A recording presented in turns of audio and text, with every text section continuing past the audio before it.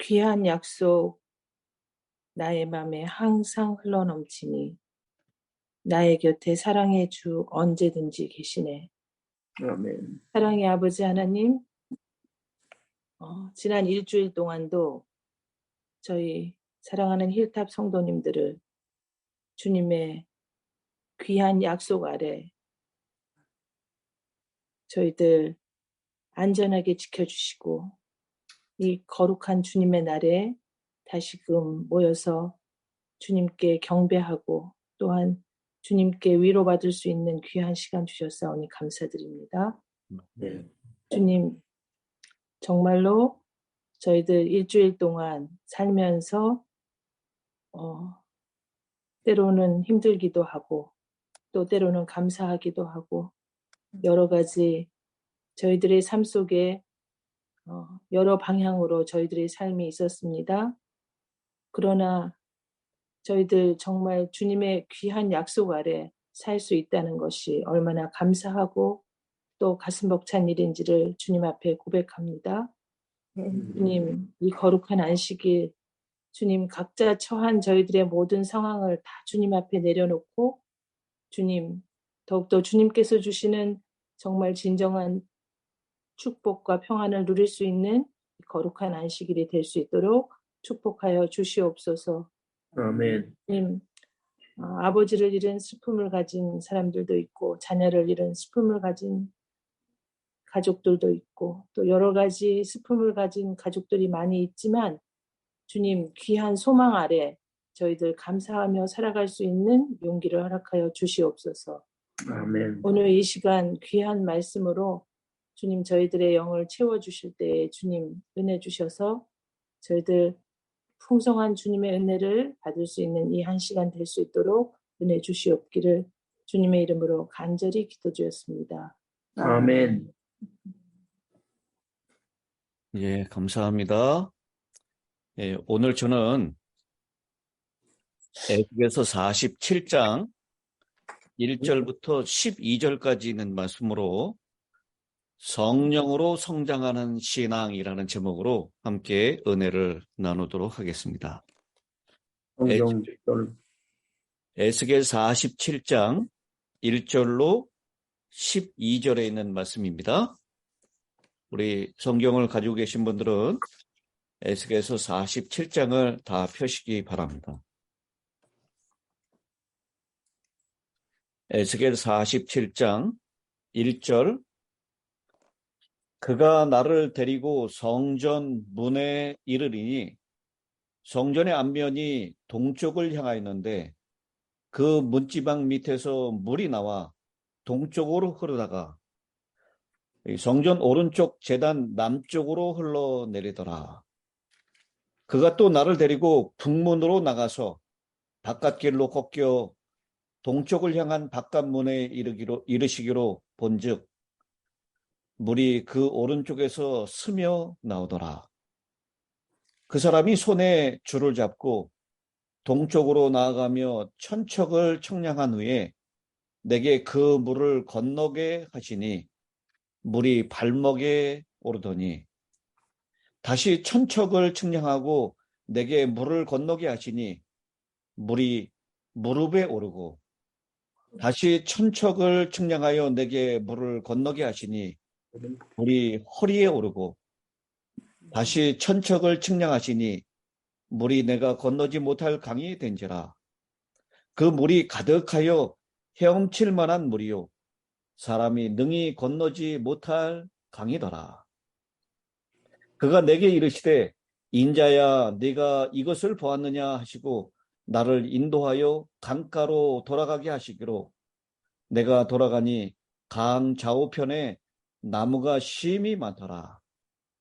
그가 내게 이르시되 이 물이 동쪽으로 향하여 흘러 아라바로 내려가서 바다에 이르리니 이 흘러내리는 물로 그 바다의 물이 되살아나리라. 이 강물이 이르는 곳마다 번성하는 모든 생물이 살고 또 고기가 심히 많으리니 이 물이 흘러감으로 바닷물이 되살아나겠고 이 강이 이르는 각처에 모든 것이 살 것이며 또 이 강가에서 어부가 설 것이니 엔게디에서부터 에네글라임까지 금을 치는 곳이 될 것이라. 그 고기가 각기 종류를 따라 큰 바다의 고기같이 심이 많으려니와 그 진펄과 개펄은 되살아나지 못하고 소금 땅이 될 것이며 강 좌우가에는 각종 먹을 과실나무가 자라서 그 잎이 시들지 아니하며 열매가 끊이지 아니하고 달마다 새 열매를 맺으리니 그 물이 성소를 통하여 나옵니다. 그 열매는 먹을 만하고 그 잎사귀는 약재료가 되리라. 오늘 본문에 있는 말씀 에스겔 47장 1절로 12절까지에 있는 말씀을 봉독했습니다. 우리가 성경을 통독하노라면 가장 적게 읽히는 책들 중에 하나로 에스겔서를 들을 수 있습니다. 그것은 이 에스겔서가 읽는 이에게 어려운 인상을 주기 때문입니다. 저도 에스겔서를 1장부터 마지막까지 이렇게 쭉 강해를 했던 경험은 없어요. 많은 책들을 이렇게 장별로 설교를 했던 기억이 있는데 이 에스겔서는 하지 못했습니다. 이 에스겔서는 성서 학도들에게 가장 매력이 없는 책으로 간주되고 있습니다.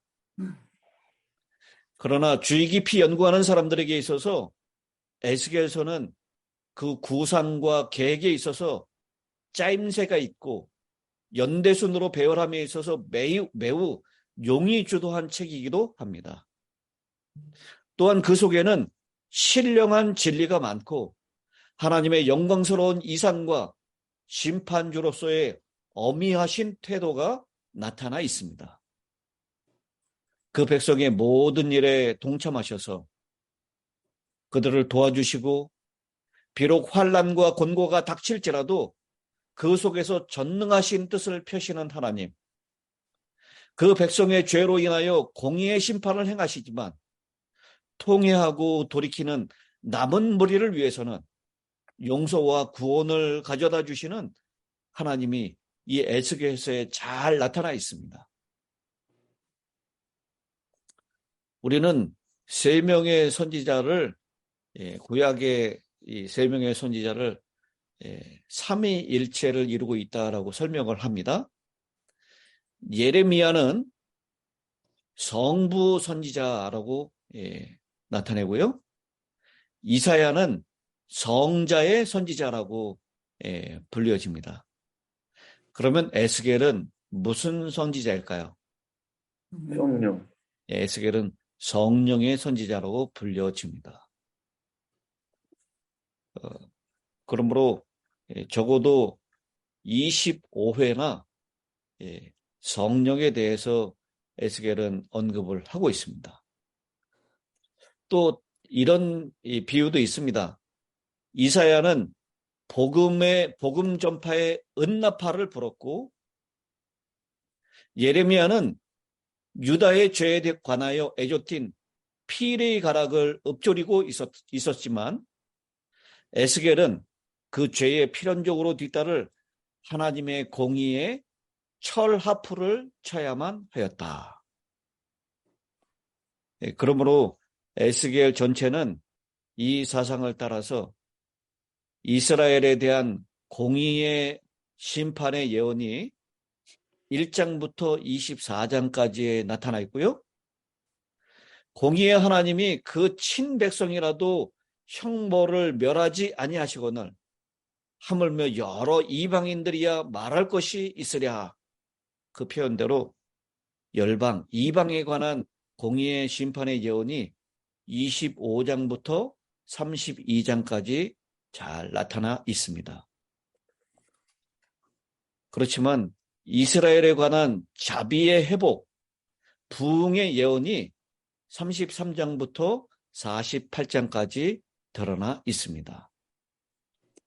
그러므로 에스겔 36장에서는 직접적으로 새 영, 새 신으로 새 마음을 받는 모습으로 그렇게 묘사하고 있고요.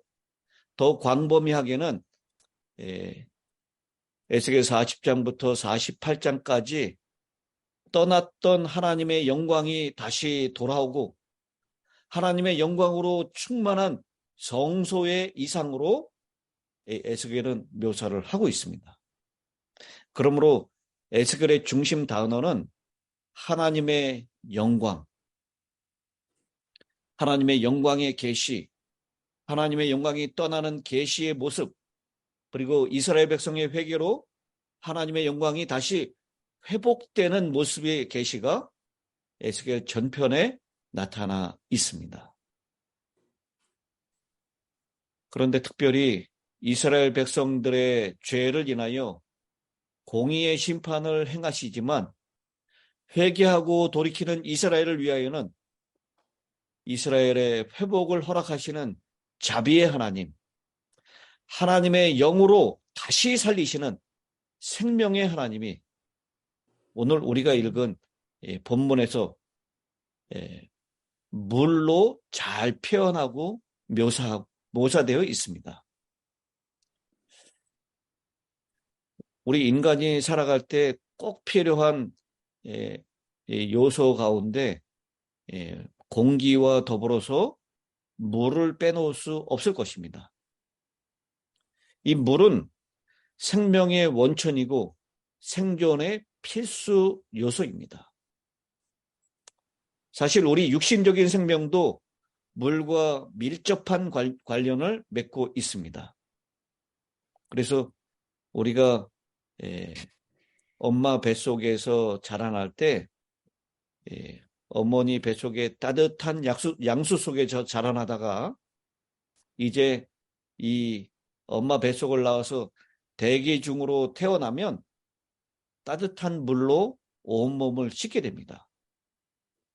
이때로부터 70평생 동안 대체적으로 56톤의 물을 마시고 약 33톤의 대소변을 배설하면서 12톤의 땀을 흘리고 임종 때에는 다시 물로 온몸을 닦고 입관하는 것으로 물과 이별을 하고 불로 화장되거나 아니면 흙으로 매장되는 세계로 들어가서 흙으로 돌아가게 됩니다. 이와 같이 인간은 살아있을 동안에 그 생명의 시작부터 생명의 마지막까지 물의 혜택을 받으면서 살아가고 있습니다. 오늘 본문에서는 물로 상징된 성령으로 말미암는 성장하는 신앙에 대해서 우리에게 말씀하고 있는데요. 그것을 하나하나씩 살펴보도록 하겠습니다. 먼저 에스겔 47장 9절에 있는 말씀을 다시 봉독합니다. 이 강물이 이르는 곳마다 번성하는 모든 생물이 살고 또 고기가 심히 많으리니 그 물이 흘러가므로 바닷물이 소생함을 얻겠고 이 강이 이르는 각처에 모든 것이 살 것이며. 여러분, 이 장면을 한번 머릿속으로 한번 그려보시기 바랍니다. 메말라서 모든 생명이 다 죽어가고 있는 그 모습 가운데 강물이 이르는 곳마다 다시 생물이 살아나기 시작합니다. 그리고 고기가 많아지고요. 죽어가던 바닷물도 다시 소생을 얻고 이 강이 모든 이르는 곳마다 모든 것이 살아난다라고 하는 것입니다. 물이 있는 곳에 생명이 있고 물이 없는 곳에는 생명체가 없습니다. 생명의 인자인 정자와 난자도 수분이 물이 거의 전부입니다. 눈물과 피와 신체의 대부분이 물입니다. 따라서 물은 생명의 기본 요소입니다. 마찬가지로 이 육적인 생명의 가장 기본적인 요소가 물인 것처럼 우리의 영적인 생명도 바로 물로 표현되고 있는 성령이 필수 요소입니다. 물과 성령으로 거듭나는 가장 단순하고도 불변의 법칙으로 영적 생명은 태어나게 되어 있습니다. 믿음의 자궁 속에 예수의 씨를 심으면 성령으로 거듭나는 생명의 신비는 물과 생명의 신비입니다. 그러므로 물은 곧 하나님의 말씀의 물을 가리킵니다. 에베소 5장 26절에 이는 곧 물로 씻어 말씀으로 깨끗하게 하사 거룩하게 하시고라고 말씀하고 있습니다. 즉 하나님의 말씀을 통해서 하나님께서 믿는 자들을 거룩하고 깨끗하게 하신다라고 그렇게 말씀하시는 것입니다. 요한복음 15장 3절에도요. 너희는 내가 일러준 무엇으로 이미 깨끗하였으니? 거기 무엇일까요? 물로. 물로 말고 물과 성령으로, 그건 15장이 아니에요. 요한복음 15장 3절. 말로. 예, 너희는 내가 일러준 말로. 이미 깨끗하여졌으니. 말로는 깨끗해졌으니. 물, 말, 좀 비슷한 어감이죠? 요한복음 3장 5절에도요. 예수께서 대답하시되 진실로 진실로 내게 이르노니 사람이 물과 성령으로 나지 아니하면 하나님 나라에 들어갈 수 없느니라. 물로 씻는다. 말로 깨끗해진다. 성령으로 거룩해진다. 깨끗해진다. 디도서 3장 5절에도 우리를 구원하시되 우리의 행한 바 의로운 행위로 말미암지 아니하고 오직 그의 긍휼하심을 쫓아 중생의 씻음과 성령의 새롭게 하심으로 하셨나니. 그러니까 이 물과 말과 성령, 이것이 아주 긴밀하게 연결되어 있는 모습을 우리는 성경에서 찾아볼 수 있습니다. 베드로전서 1장 23절에는요. 너희가 거듭난 것이 썩어질 씨로 된 것이 아니요 썩지 아니할 씨로 된 것이니 하나님의 살아있고 항상 있는 무엇으로 말씀으로 되었느니라. 이렇게 하나님의 말씀, 성령의 역사, 물, 이것은 새롭게 하고 거룩하게 하고 생명을 갖게 하고 다시 태어나게 하는 역사가 있다라고 하는 것입니다. 요한복음 1장 1절에 태초에 말씀이 계시니라. 이 말씀이 하나님과 함께 계셨으니 이 말씀은 곧 하나님이시라. 요한복음 1장 14절 말씀이 육신이 되어 우리 가운데 거하심에 우리가 그 영광을 보니 아버지의 독생자의 영광이요 은혜와 진리가 충만하더라. 지금은 그 말씀이신 예수님이 육신으로 계시지 아니하고 육신의 예수님 대신에 누구를 대신 보내셨습니까? 성령을 보내셨습니다. 그러니 그 예수 대신에 보냄을 받은 성령은 요한복음 1장 1절에 있는 말씀을 인용해서 본다면 그 성령은 즉 성경 말씀으로 우리 곁에 와 계신 것입니다. 그리고 그 말씀이 우리 속에 계신다라는 것은 우리 속에 성령이 살아 계신다라는 것입니다. 요한복음 6장 63절입니다. 살리는 것은 영이니 육은 무익하니라. 내가 너희에게 이른 무엇이 영이요 생명이라? 말씀. 내가 너희에게 이른 말이 영이요 생명이라. 여러분 이게 이렇게 잘 연결이 되시나요? 예. 예수님이 말씀으로 계셨고 그 말씀이 육신으로 오셨다가 다시 그 육신이 우리 곁을 떠나시면서 보혜사 성령을 보내셨는데 그 성령이 다시 말씀으로 우리와 함께 존재하고 계신다라는 것입니다. 그렇습니다. 말씀이 있는 곳에 생명이 있습니다. 하나님의 영적인 창조적 말씀이 있는 곳에 생명이 있는 것입니다. 또 어느 시대에나 말씀이 읽혀지고 하나님의 말씀을 연구할 때 부흥과 개혁이 이르러 왔습니다.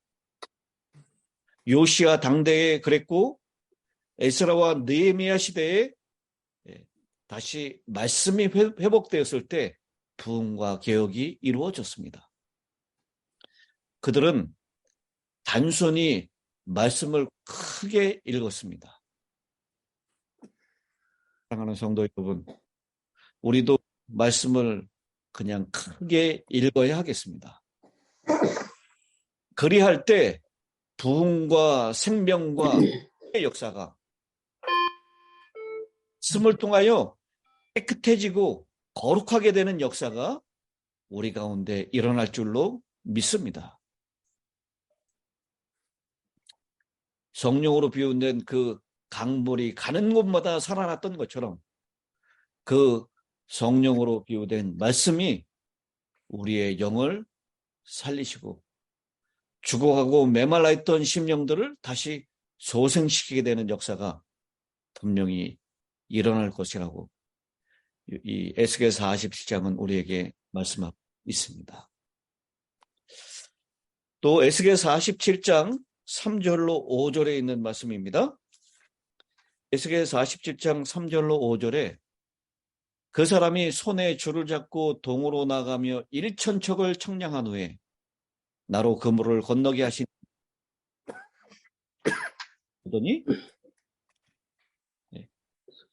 발목에 오르더니 다시 1,000척을 청량하여 나로 물로 건너게 하시니 물이 이제는 어디까지 올라왔어요? 무릎에 발목. 무릎에 오르고 1,000척을 청량하여 무릎에 그다음에는 허리에 오르고 천하는 장면을 묘사하고 있는데요.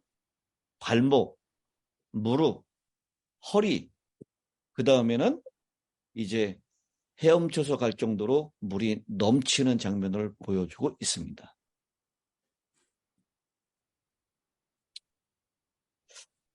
여러분, 이게 좀 약간 해석이 어려운가요? 어려워요.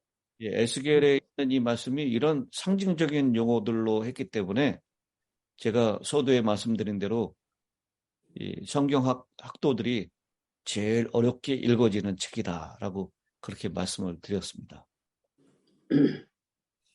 예수님께서 말씀하셨던 요한복음 7장 38절 39절에 있는 장면을 좀 보겠습니다. 나를 믿는 자는 성경의 이름같이 그 배에서 생수의 강이 흘러나리라 하시니 이는 그를 믿는 자에 받을 성령을 가리켜 말씀하신 것이라. 예수께서 아직 영광을 받지 못하신 고로 성령이 아직 저희에게 계시지 아니하시더라. 이 요한복음 7장에 있는 이 배에서 생수의 강이 흘러나리라. 그 강은 바로 성령을 가리키는 것이다. 이 말씀과 에스겔 47장에 있는 이 말씀을 서로 연결한다면 지금 이 물이 발목에서 무릎으로 허리로 그리고 키를 넘어가는 높이로 이렇게 불어나는 이 모습은 성령이 증가하는 모습을 보여주고 있는 것입니다. 물이 점점 증가하고 있는 것처럼 성령이 점점 증가하고 있는 것입니다. 이제 성령 충만한 그 지점까지 이르러 온 것입니다. 성경에서 성경 침례는 명령된 일이 없지만 성령 충만은 명령이 되었습니다. 에베소 5장 18절에요. 술 취하지 말라 이는 방탕한 것이니 오직 성령의 충만을 받아라. 성령 충만은 반복해서 받아야 하지만 성령의 침례는 예수를 영접할 때 단 한 번 받습니다. 성령 침례, 이것은 우리가 물과 성령으로 거듭날 때 한 번 경험하는 것이지만, 그리고 난 다음에 이 에스겔 47장에 나오는 말씀처럼 성령의 충만을 향하여 계속해서 나아가야 할 필요가 우리 성도들에게 있다라고 하는 것입니다. 성령 침례는 예수님의 몸과 연합하여 하나 된다라고 하는 뜻을 강조하고 있습니다. 그러나 우리는 이것으로 만족할 수 없습니다.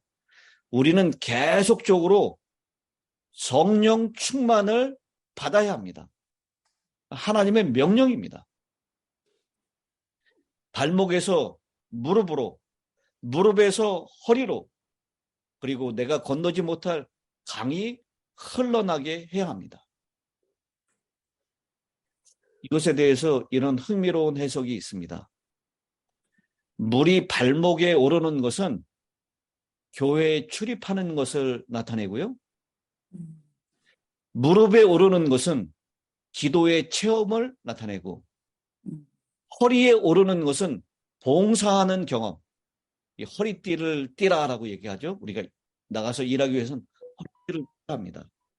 봉사하는 경험을 나타내고, 체험할 물은 성령 충만으로 사람들을 구원함에 이르는 그런 그런 과정을 일컫는 것이다라고 그렇게 해석하는 해석도 있습니다.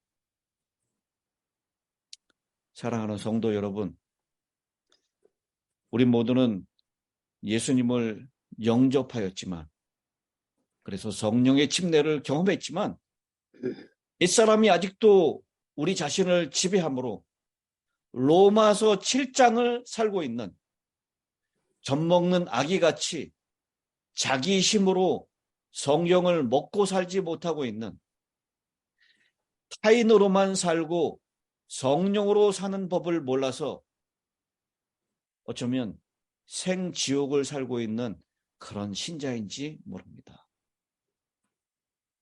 연기만 피워내는 신자, 간혹 불이 타다가도 곧 꺼지는 신자가 아닌지 모르겠습니다. 그러나 이제 성령 안에서 순간순간 성령을 인정하며 말씀 안에서 기도와 믿음의 두 날개를 치며 성령이 생수의 강처럼 역사하고 남모르는 깊은 평화와 기쁨과 사랑과 열매가 가득한 생애를 살아야 하겠습니다. 성령 충만은 비유하면 술에 취하거나 그 도폭의 바람을 팽팽하게 받는 그런 로 생각할 수 있습니다. 이 성령 충만을 또 다른 비유로 한다면, 우리 그 휴대폰 배터리가 다 나가면 아무것도 쓸모가 없게 됩니다. 전화를 걸 수도 받을 수도 없어지죠.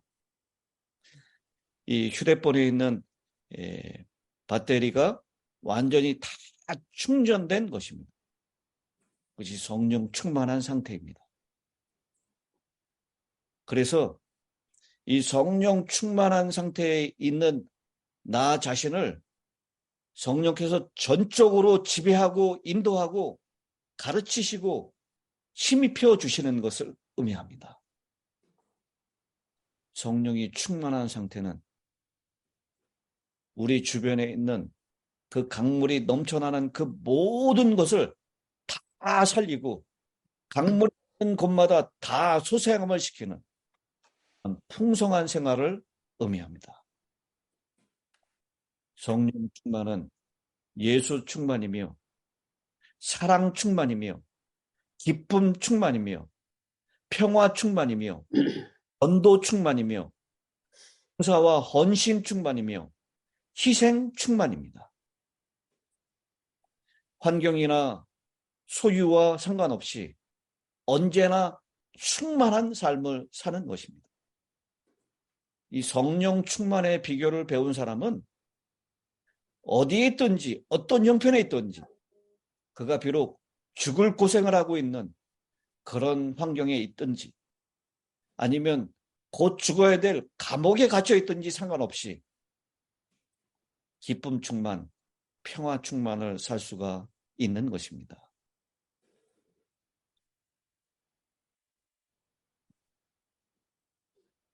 교회증언 507페이지에 오직 그리스도인의 덕성을 적극적으로 매일의 생애에 나타내며 전진하는 사람들만이 늦은 비를 식별하고 받을 것이다.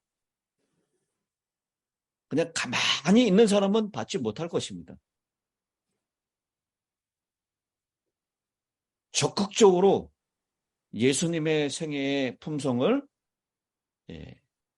그 삶 가운데 드러내는 사람, 그리고 성령의 인도함을 따라서 순종하며 매일매일 전진해 나가는 사람들만이 늦은 비를 식별하고 받을 것이다 라고 말씀하십니다. 사랑하는 성도 여러분, 오늘 에스겔 환상을 통하여 우리에게 다시 하나님 앞에 그 죄를 자복하고 돌아온 이스라엘에게 성전에서부터 흘러나오는 성령의 충만한 모습을 오늘 우리에게 보여주고 있습니다. 이것이 우리의 삶 가운데, 우리의 교회 가운데 그렇게 일어나는 역사가 되기를 간절히 바랍니다. 아멘. 그리스도인 선교봉사 252페이지에 성령의 충만함을 받기 위해서 우리는 나태함과 게으름과 비활동적임을 우리 가운데서 제거해야 한다. 성령은 우리의 간구와 받아들임을 기다리고 계신다라고 했습니다. 오늘 우리가 성령 충만을 향하여 우리 주님 앞에 더 열심을 내시게 되길 바랍니다. 성령 충만을 사모하며 말씀과 믿음으로 주님 앞에 더 온전히 매달리시게 되길 바랍니다. 이제 47장 1절에 있는 말씀 본문으로 다시 돌아갑니다. 에스겔 47장 1절. 그가 나를 데리고 전 문에 이르시니 전의 전면이 동을 향하였는데 그 문지막 밑에서 물이 나와서 동으로 흐르다가 전 우편 제 1단 남편으로 흘러내리더라. 제단 남편으로 흘러내리더라. 이 물의 발원지는 어디죠? 성전. 물의 발원지는 성전입니다. 시편 기자는 84편에 이렇게 기록하고 있습니다. 84편 1절 2절. 만군의 여호와여, 주의 장막이 어찌 그리 사랑스러운지요. 내 영혼이 여호와의 궁정을 사모하여 쇠약하며 내 마음과 육체가 생존하시는 하나님께 부르짖나이다. 4절 5절입니다. 주의 집에 거하는 자가 복이 있나이다. 저희가 항상 주를 찬송하나이다. 주께 힘을 얻고 그 마음에 시온의 대로가 있는 자는 복이 있나이다. 유명한 구절이죠.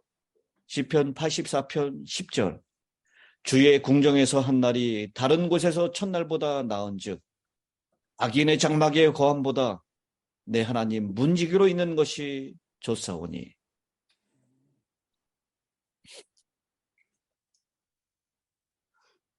이 시편 84편을 노래하는 시인은 이 비결을 알고 있습니다. 성전을 사모하는 기쁨, 성전에 거하는 기쁨, 성전에서 봉사하는 기쁨을 이 시편 기자는 말하고 있습니다. 왜냐하면 우리에게 기쁨을 주고 우리에게 생명을 풍성하게 만드는 그 성령이 바로 성전에서 흘러나오기 때문입니다. 사랑하는 성도 여러분, 시편 120편부터 134편 성전에 올라가는 노래를 자주 즐겨 부르시기를 바랍니다. 시편 120편 1절, 내가 환난 중에 여호와께 부르짖었더니 내게 응답하여도다. 시편 134편 3절, 천지를 지으신 여호와께서 시온에서, 성전에서죠, 내게 복을 주실지어다. 성전을 사랑하시게 되기를 바랍니다. 그리고 성전에서 마음껏 복을 받게 되시기를 바랍니다.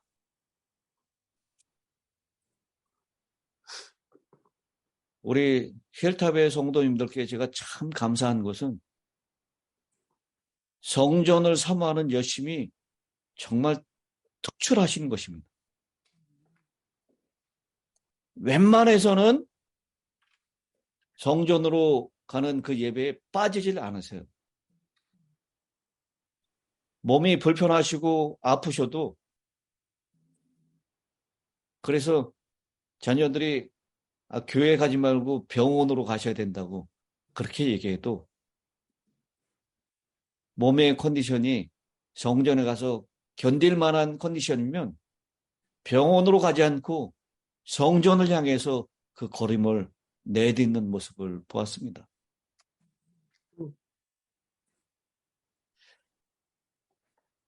마지막 때에 특별히 팬데믹 이후에 이 성전 예배에 대한 사모하는 열심, 이것이 정말 많이 식은 모습들을 각 교회에서 볼 수 있습니다.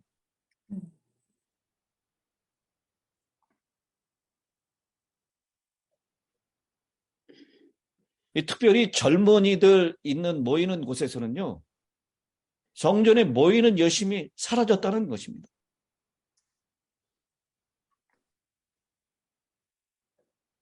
성전에 나가려면 옷도 잘 입어야 되고, 여자분들 같은 경우에는 화장도 해야 되고, 또 여러 번거로운 것이 많이 있는데, 집에 줌으로 이렇게 예배를 드릴 수가 있는 환경이 되니까 성전에 대한 열심이, 성전 예배에 참여하는 열심이 예전과 같지 않다는 것입니다.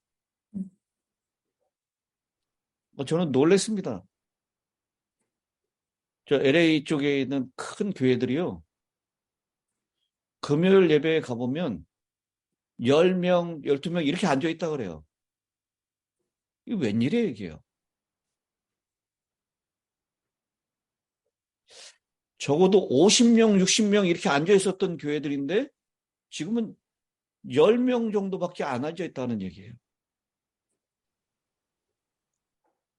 우리 히브리서 10장 24절, 25절의 이 바울의 권면을 우리는 꼭 기억해야 할 것입니다. 모이기를 사랑과 선행을 격려하며 모이기를 패하는 어떤 사람들의 습관과 같이 하지 말고 오직 권하여 그날 가까움을 볼수록 더욱 성전에서 하나님이 허락하시는 성령의 축복과 은혜, 생명의 생수가 여러분의 삶 속에서 솟구치기를 바랍니다. 성전에서도요, 그들이 모이는 곳에 성령의 역사가 일어났습니다. 사도행전 2장 1절 2절, 오순절날이 이미 이름에 저희가 다 같이 한 곳에 모였더니 호련히 하늘로부터 급하고 강한 바람 같은 소리가 있어 저희 앉은 온 집에 가득하매. 여기 저희가 다 같이 한 곳에 모였을 때 성령이 강하게 역사하시는 장면입니다. 우리 정말 말라가는 시대, 성령의 결핍, 성령이 철수하고 있는 모습들을 우리 주변에서 볼 수 있는데요. 오늘 이 에스겔 47장의 이상을 통해서 성령께서 다시 우리 가운데 풍성하게 임하시는 성령 충만의 역사가 우리 힐탑에 있는 모든 개인과 또 교회와 가정에서 일어날 수 있게 되기를 간절히 바랍니다. 아멘. 오늘 본문의 제일 마지막 절로 돌아갑니다. 에스겔 47장 12절. 강 좌우가에는 각종 먹을 과실나무가 자라서 그 잎이 시들지 아니하며 열매가 끊이지 아니하고 달마다 새 열매를 맺으리니 그 물이 성소를 통하여 나옵니다. 그 열매는 먹을만하고 그 잎사귀는 약재료가 되리라. 아멘. 아멘.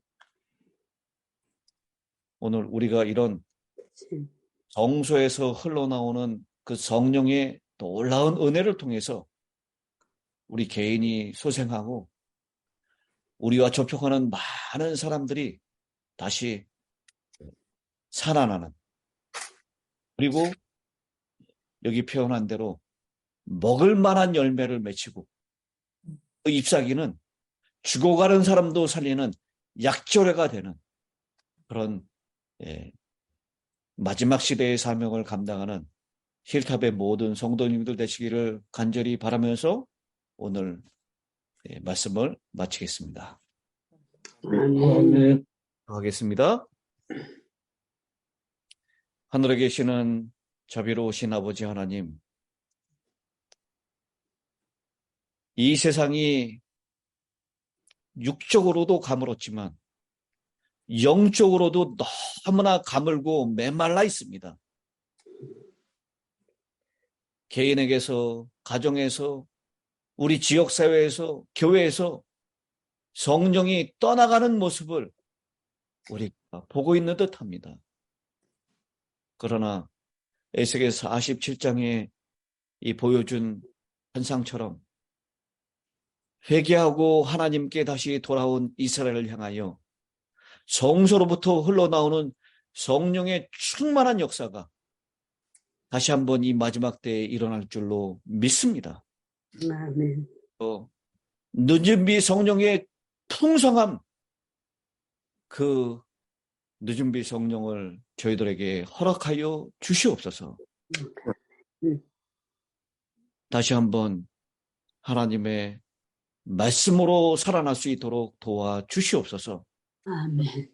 성령의 물로 깨끗하고 거룩하게 될 수 있도록 도와주셔서 우리 인생을 주장하시고 주관하고 계신 분이 성령 하나님인 것을 잊지 않고 살 수 있도록 은혜 허락하여 주시옵소서.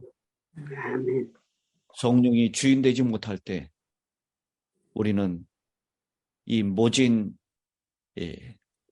세파의 가치관에 휩쓸려 없습니다. 주님, 성령의 충만을 입혀주셔서 아멘. 아멘. 거슬러 올라가는, 그리고 이 성령이 충만한 사람들이 닿는 곳마다 열매가 풍성해지고 살아나는 역사가 일어날 수 있도록 은혜 허락하여 주시옵소서. 힐탑 성도들에게 성전을 사모하는 마음, 그리고 성소에서 흘러나오는 성령의 충만을 열망하는 마음을 더 새롭게 하셔서 이 안식일, 성령 충만을 경험하는 안식일 될 수 있도록 은혜 허락하여 주실 것을 믿사오며 우리 주님 예수님의 이름으로 기도드리옵나이다. 아멘. 아멘.